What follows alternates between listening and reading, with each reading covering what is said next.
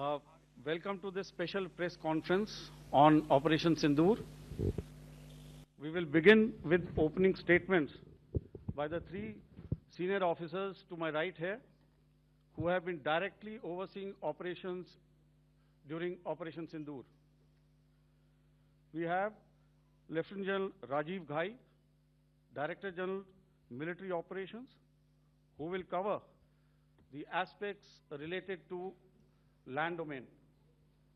Air Marshal A.K. Bharti, to his right, Director General Air Operations, will provide insights on the air domain. And to my right is Vice Admiral A.N. Pramod, Director General Naval Operations, who will cover aspects on maritime domain. Following their briefings, we will move on to the question answer session. I now request the DGMO to commence the opening brief.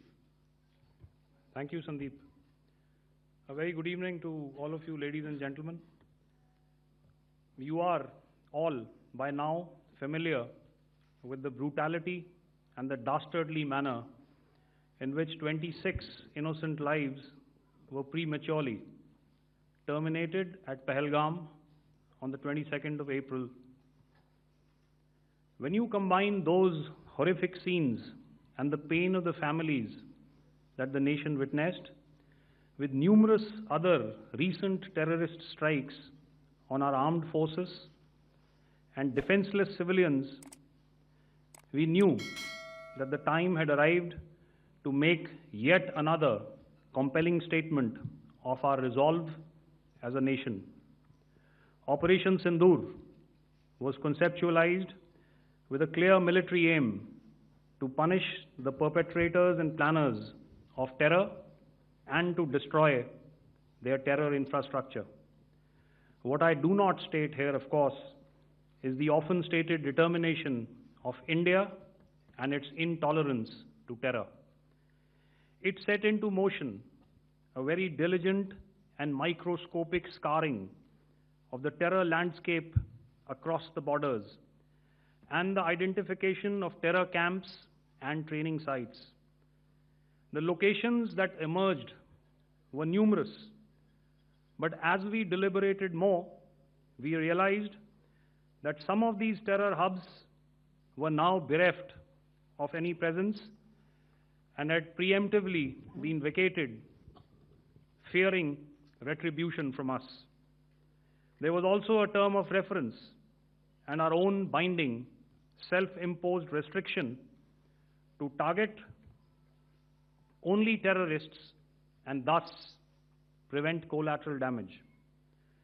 There were 9 camps that you are now all familiar with, which were confirmed by our various intelligence agencies to be inhabited. Some of these were in POJK, while there were others that were located in the Punjab province in Pakistan. Nefarious places such as Muridke, the hub center of the Lashkar-e-Taiba, has over the years bred infamous characters such as Ajmal Kasab and the likes of David Headley. What followed was a careful scrutiny of each of these sinister locations, their layout, configuration, even the type of construction in each structure, and the terrain obtained around these. This was with an obvious intent to deduce and identify the exact vector that was required for their neutralization, as also the eyes in the sky that we would send up to ensure that we brought back evidence that we had indeed targeted what we set out to. The precise images of these engagements on that fateful and historical night have already been showcased during the first press statement on the 7th of May that was helmed by our Foreign Secretary. I have no doubt in my mind that we achieved total surprise, and those strikes across those 9 terror hubs left more than 100 terrorists killed, including high-value targets such as Yusuf Azhar, Abdul Malik Rauf, and Mudassir Ahmed, that were involved in the hijack of IC-814 and the Pulwama blast. The line of control was also violated soon after by Pakistan, and the erratic and rattled response of our enemy was apparent from the number of civilians, inhabited villages, and religious sites such as Gurudwaras that were unfortunately hit by them, leading to a sad loss of lives. The Indian Air Force played a major part in these strikes by engaging some of these camps, and the Indian Navy provided wherewithal in terms of precision munitions. The Indian Air Force obviously had their assets up in the sky, and I will here request Air Marshal Bharti, the Director General of Air Operations, to detail for you the methodology that the men in blue adopted to successfully manifest this mission. Thank you, Rajiv. A very good evening, ladies and gentlemen. It indeed is a difficult time that we have to come here like this and brief you. We could have done without this, but we had no choice. As the DGMO has detailed, the event was precipitated by the dastardly act at Pahalgaon. The sequence of events have already been detailed.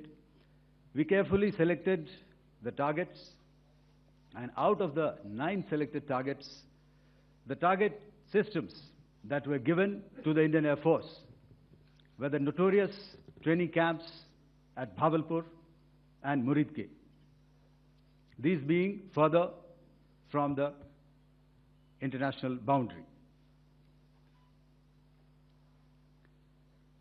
Through critical target system analysis, we analyzed what was to be done to annihilate these targets and plan to engage these targets with precision air-to-surface guided munitions so as to avoid collateral damage.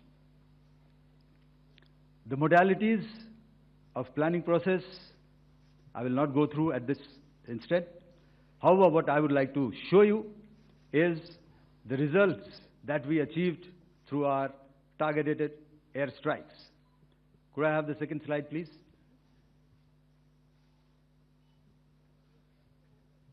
Yeah, change, please.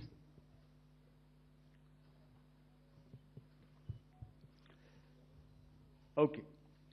This is what the terror infra at Muridke looks like. If you see, north is as indicated, and to the right is east, where the international boundary lies. Could we have the next slide, please?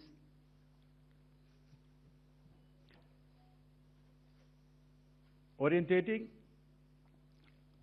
Just go back to one slide. Okay.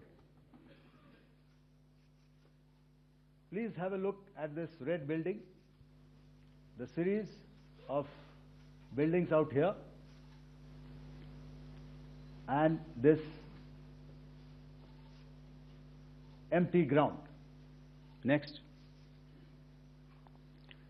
If you relate, the empty ground is here, and you see this is the first weapon that is impacting. This is the impact point number 1 on Muridke training camp with our precision guided weapons on early morning 7th. Next, please. Keep your eyes glued for the second weapon coming in and the second impact on the selected target point. Next slide, please.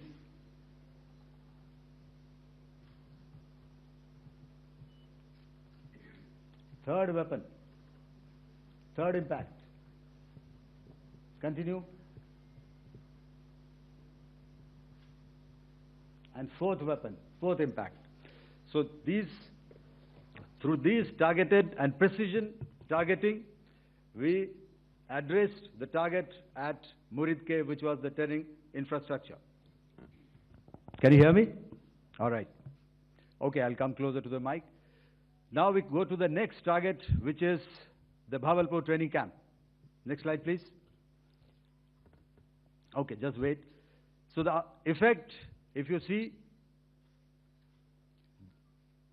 the impact point, if I can point out, this is the impact point.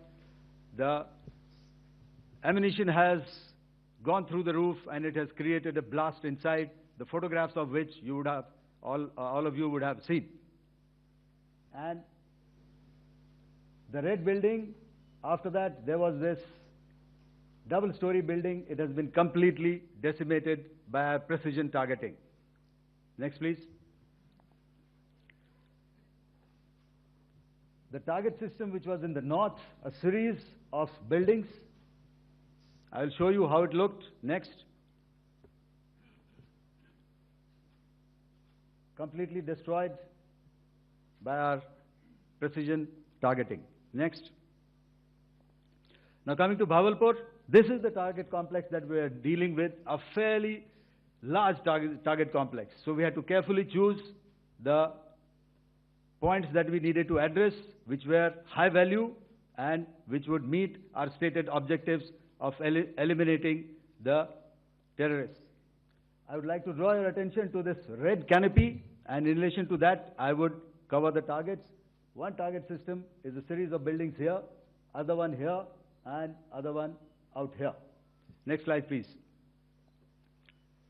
This is how it looked before, and this is how the building looked after the impact of the weapon. And orientation in relation to this red canopy, you can see here. Next, please. Before, next, and after. The roofs have completely collapsed. Next. This is the target system.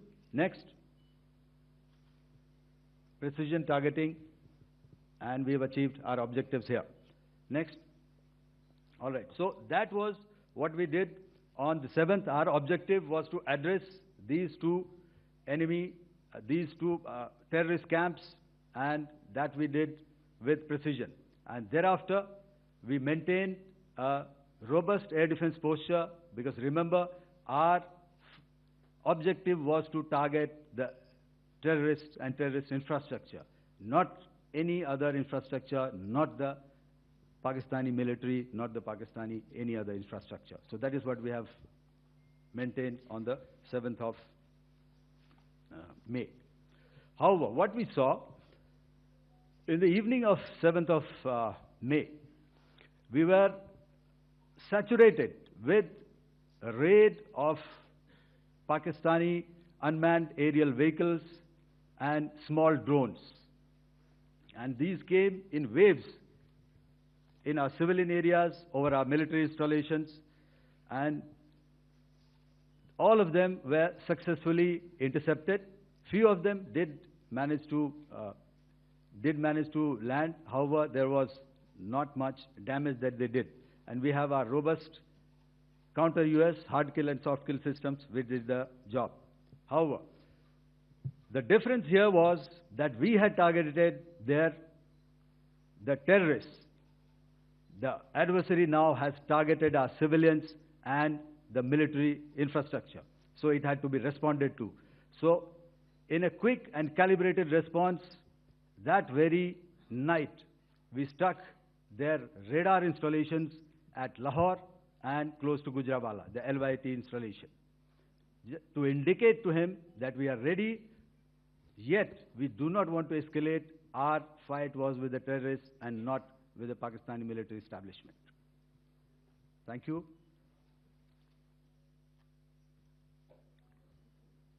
Thank you, Air Marshal Bharti. So, ladies and gentlemen, he's outlined operations not only on the night of 6th and 7th of May, when Operation Sindoor commenced, but also on the subsequent night. Being well aware and familiar with the congenital and impulsive nature of our adversary, and even though we did attempt to reach out and communicate our compulsions to strike at the heart of terror to my counterpart in the immediate wake of Operation Sindoor. The request was brusquely turned down,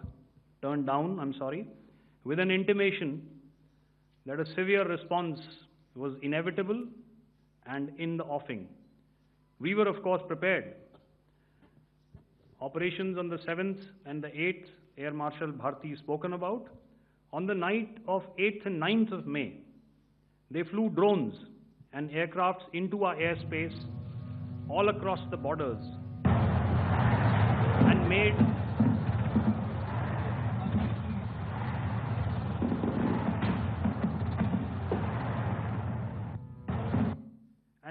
largely unsuccessful attempts to target numerous military infrastructure.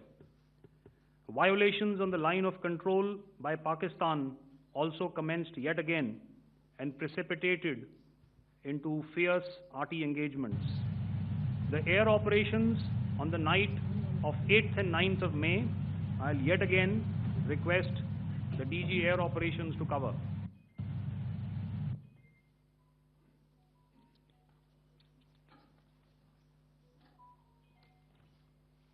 So I just covered what happened on the night of 7th and 8th. What we found that on the night of 8th and 9th, starting as early as 22:30 hours, our cities had a mass raid of drones, unmanned aerial vehicles, UCAVs, starting right from Srinagar, going down right up to Nalia. It was a mass raid in waves, and it was relentless. However, we were prepared, and our air defense preparedness ensured that there is no damage on ground or to any of the intended targets that the enemy might have planned for. The difference between 7th night and 8th night was that on 7th night, he sent in his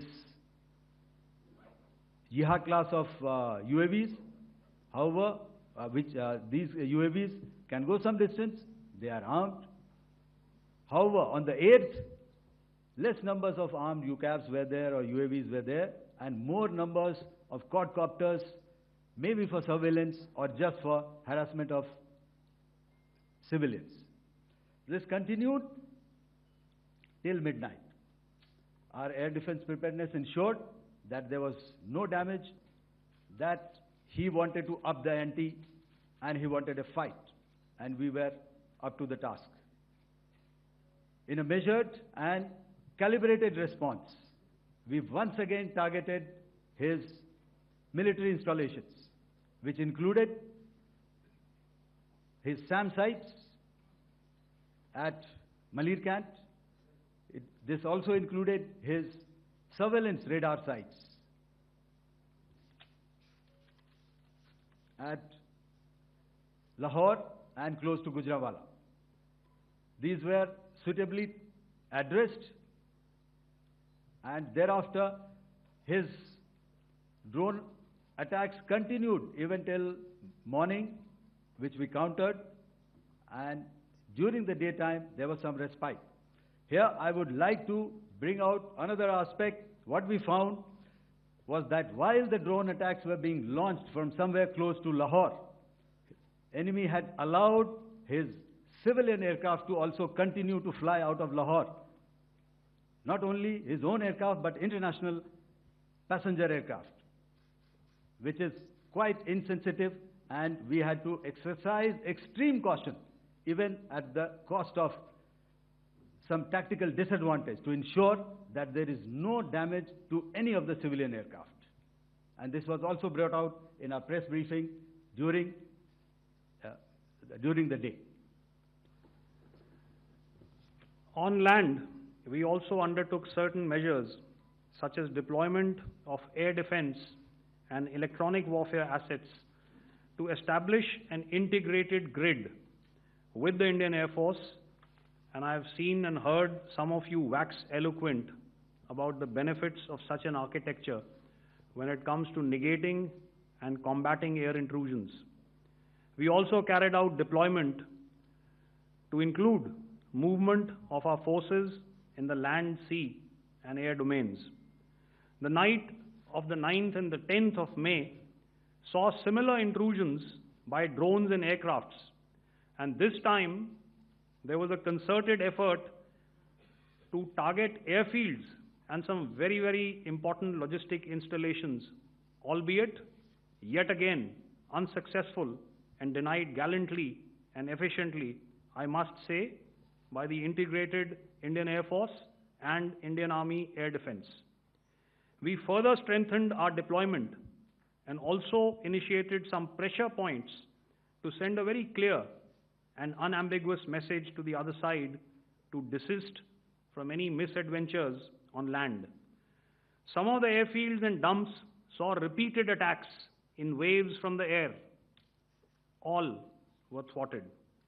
The Pakistan Army has reported to have lost approximately 35 to 40 personnel in artillery and small arms firing on the line of control between the 7th and the 10th of May.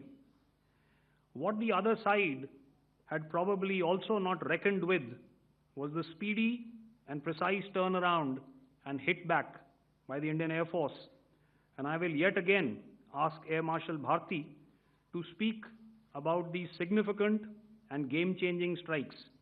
I will thereafter request Vice Admiral Pramod, my colleague and Director General of Naval Operations, to tell us about some very telling naval maneuvers in the Arabian Sea that exerted pressure on the night of 9th and 10th of May. Over to you, sir. Thank you.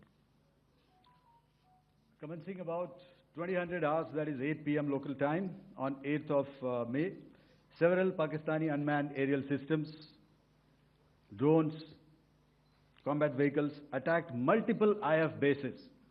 These included Jammu, Udhampur, Pathankot, Amritsar, Bhatinda, Nal, Dalhousie, Thois, Jaisalmer, Uttarlai, Falodi, Nalia. These were almost simultaneous and they came in waves. All our AD guns and other systems were waiting for them. All these waves were neutralized by our trained crew using the air defense systems that they have, and also some of them were utilized using our legacy systems like Pechoras and IF Summer, which we have recently acquired. And some were neutralized by the Garud snipers. There was no damage on ground from these incursions and these mass raids, if I could call them, from the Pakistani side.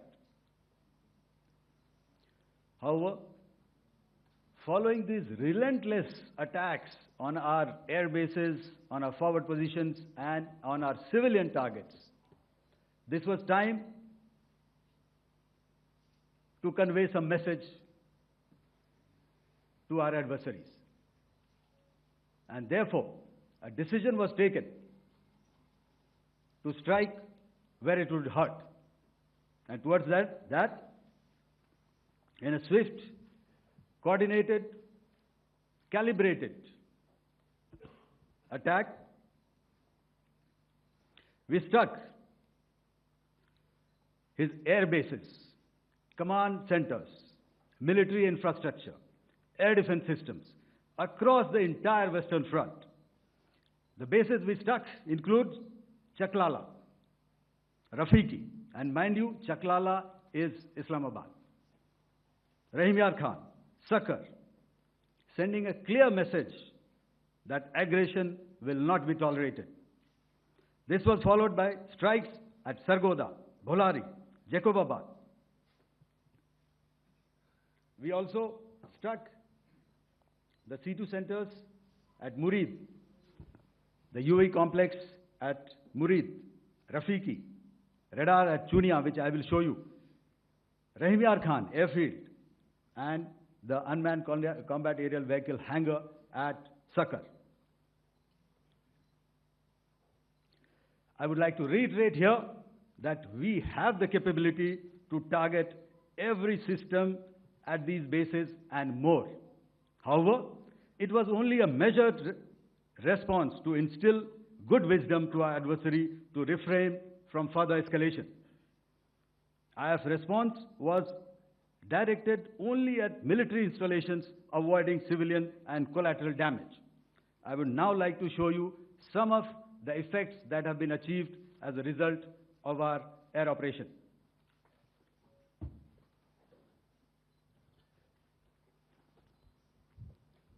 Here is the Pasroor air defense system, if you could see. Zoomed up view, this is the radar mounted on a high tower. And after the strike,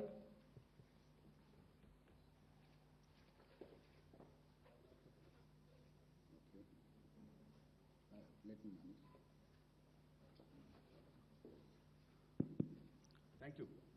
Can you hear me? Yeah, thank you. And after the strike, this is what has happened. This radar has been taken out, completely burnt. Next slide, please. The Chunia air defense radar, which was taken out on 7th and 8th. This is the radar site. A blown up photograph, once again, on a tower. Not very clear, but what you see very clearly is the after effect after we have struck. The radar head has been completely decapitated. Next slide, please.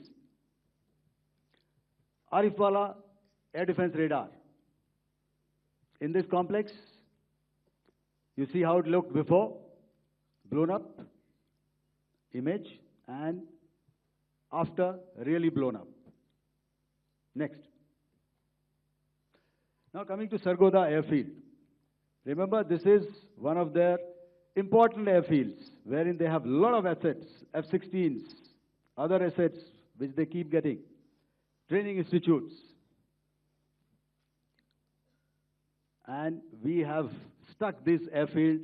It is not, if you zoom in here, then one impact point here on the runway and second impact point of our weapon, precision weapon on the runway.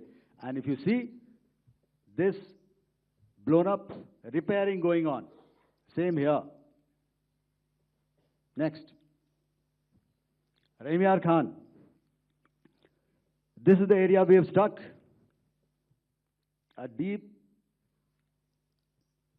strike out here and one complex here.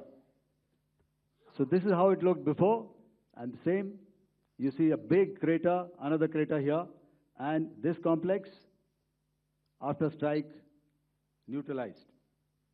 Next. Chaklala airfield, Noor Khan, once again a major air base, a lot of their logistic assets out here. This was the chosen complex that we intended to strike and convey a message. Next slide, please. This is how it looked before, and this is how it looked after our strike. Next. Sakar. We chose the radar site at Sakar. This is the radar site, and after it was struck, this is the aftermath, completely burnt out. Next, please. Aircraft shelter. This is how it looked before the strike, and this is how it looked after the strike. The roof of the buildings completely caved in and burnt. Next. Bolari airfield, aircraft hangar. This is how it looked before, and this is how it looked after the precision strike. Next. Jacobabad, aircraft hangar, and this is how it looked after. Next. So what I'm trying to convey here, ladies and gentlemen, is to start with, our fight was neither with the Pakistani military nor with anybody else who's there on the other side. Our fight was with the terrorists. We neutralized the terrorists that we selected to be neutralized, and thereafter, we only maintained the air defense posture. However, we were relentlessly pounded by waves after waves, night after night, by his UCAVs, by his drones, and by his other unmanned aerial systems. And that left us with no choice but to retaliate, and yet our retaliation was calibrated, it was graduated, and it was proportionate. Thank you.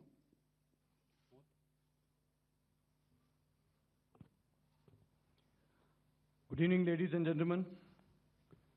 In the aftermath of the cowardly attacks on innocent tourists at Pahalgam in Jammu and Kashmir by Pakistani-sponsored terrorists on 22nd April, the Indian Navy's Carrier Battle Group, surface forces, submarines, and aviation assets were immediately deployed at sea with full combat readiness in concert with the joint operation plan of the Indian Defence Forces.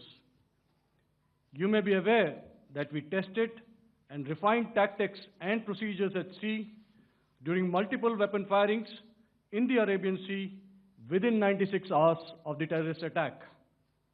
The aim was to revalidate our crew, armament, equipment, and platform readiness to deliver various ordnance on selected targets precisely.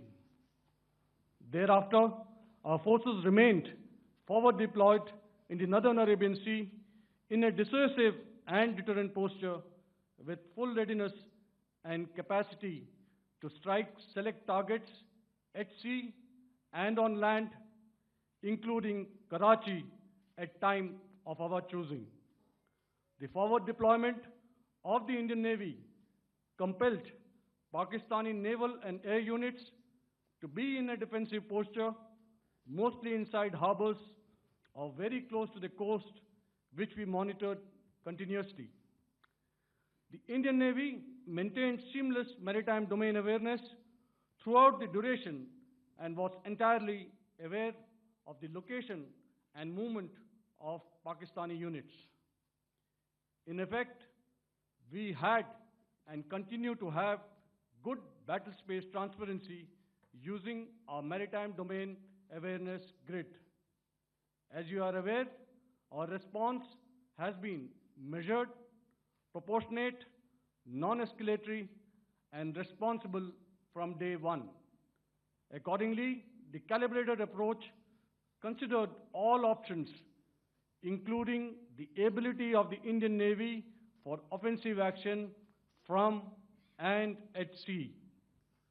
As part of this escalation control mechanism, the application of force by the Navy was planned in a synchronized manner in coordination with the Army and Air Force, the highlight being teams from the three services working closely in an integrated manner.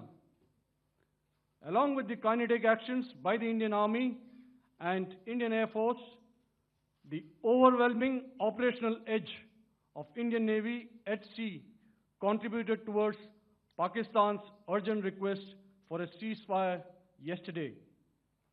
As we speak, Indian Navy remains deployed at sea in a credible deterrent posture to respond decisively to any inimical action by Pakistan or Pakistan-based terrorists. Thank you. Samno Varna, Jai Hind. Now I'll hand over to Director General Military Operations for further proceedings. Ladies and gentlemen, on the 10th of May, in the morning, even as we were getting into a huddle to wargame the events of the previous night, a routine exercise, I received a message on hotline from my counterpart in Pakistan seeking my willingness to communicate. Since our initial aim was to strike at terror camps, and all our actions in the subsequent days were in response to the intrusions and violations by the Pakistan Air Force and its army, it was decided that I would indeed speak with my counterpart.